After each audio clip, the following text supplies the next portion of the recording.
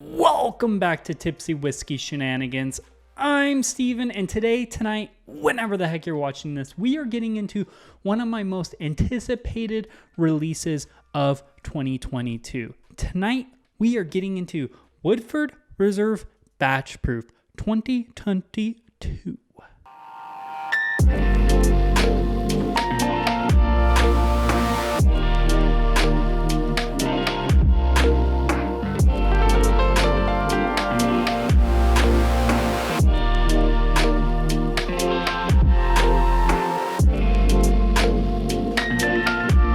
Before we get into this beautiful turkey leg shaped bottle, please, as always, do those fantastic, great YouTube-y things that we appreciate you so much for doing. You know, the liking, the commenting, and the subscribing helps us out a ton, and we appreciate the support. But let's get into the turkey shaped leg bottle you came here to watch about. So, what is this? Why are they shaped like turkey legs? Not a clue. Really, honestly, one of the strangest bottle shapes in the whiskey market, but it is kind of cool because it's different. You know, it's different. It's not a typical cylindrical bottle like Calumet or Stellum or, you know, one of those other just kind of, it's a cylinder. It looks like a wine bottle. This weird ass shape, super weird shape. So I guess kind of cool, but still weird shape. I don't know where they were going for it, but this is, long story short, this is Woodford Reserve Batch Proof 2022.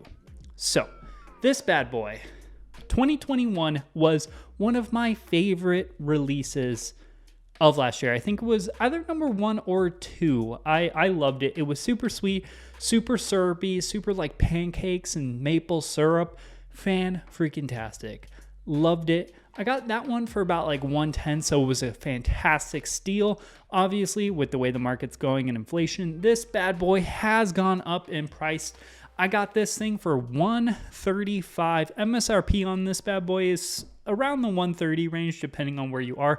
Secondary can go $250, $300, you know, just like every other limited release. This specific one is 118.4 proof.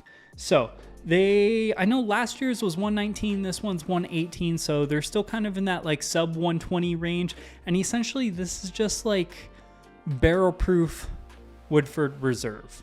We don't have an age statement on it, unfortunately. Let's get into this bottle and I'll let you know what I think about it. Let's get on the nose. Okay.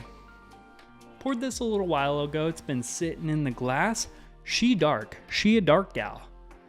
And honestly, the color on this one, I'm not usually one to get super into color just because I'm not that nitpicky about my bottles. I care about how it smells, tastes, finishes, all that stuff. The price, I care more about the price than I do the color, because the color, it's, you know, if it tastes good, I don't care what color it is. It needs to taste good. So I don't usually get in a color, but damn, she is dark.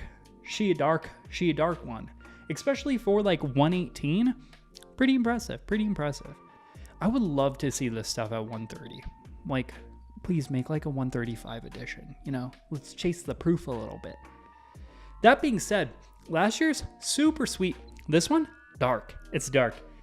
Little bit of nuttiness. Obviously still that brown formin. There's a little bit of a banana in there. A little bit of a raspberry. Dark maple syrup. It smells viscous. Heavy oak. I don't know what the age statement on this bad boy is, obviously, but I wouldn't be surprised if it smells in the 10s, 11s. It's dark. It's either top of the rick house level, high intense aging, because there's some oak on this, or it's old. And it's a tinge nuttiness. There's a pecan nuttiness, brown sugar, maple syrup, nice banana, and then a raspberry-ish note, and a heavy amount of oak char, just so much oak barrel char, dark molasses. I like it on the nose. Let's go ahead and get it on the palate. Wow. They got So dark. Still kind of nutty. I don't remember the 2021 being as nutty as this one is, but there's a solid like pecan, cinnamon, almond note that goes through on the nose, on the palate, and even up to the finish. Like it's there. There's like some like leather, brown sugar, still that maple syrup, still that typical like brown form banana. She is always there. A little bit of like a chocolate coffee toffee going on. Honestly, it's just like heavy, dark, charry flavors. I remember 2021 being more of like a light, like a very light, sweet kind of confectionery, like pancakes, maple syrup. This one is like a dark pecan molasses pie covered in syrup with like flambéed bananas. Like, have you ever like pan toasted bananas, or I don't know if that's the right term, but like pan fried bananas, dump them on there with some dark maple syrup on a pecan pie, and then season it with oak. Dear Lord, that is a lot of oak. And you have like a chocolate coffee. So like in the mornings, my new ritual, or one of my new rituals, either drink my coffee black, or I'll add, what is it? It's like a chocolate peptides or something like that. It's supposed to like help you with things. I don't know if it does anything, but I like to add it to my coffee because it kind of makes like a chocolatey coffee. And this reminds me of like a pecan pie.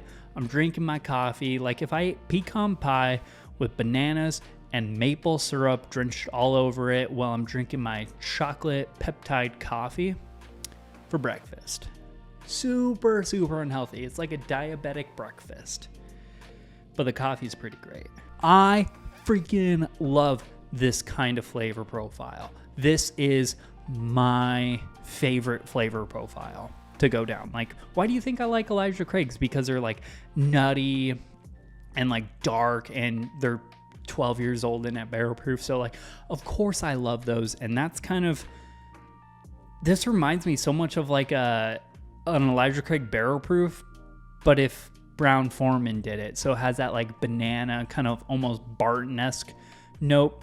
It tastes old, like not super old, but it tastes like 12, 11, 12, 13 years old, or, it could be like top floor Rickhouse, but it doesn't taste young. This is a dark, aggressive flavor profile. So that being said, am I a buy, bar, or pass? This gets complicated and difficult for me. I really like this bottle. Is it worth $130? To me, yes. If I find another one, I will be buying it.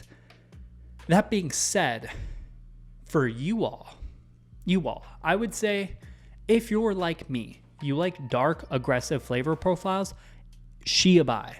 It is a buy all the way.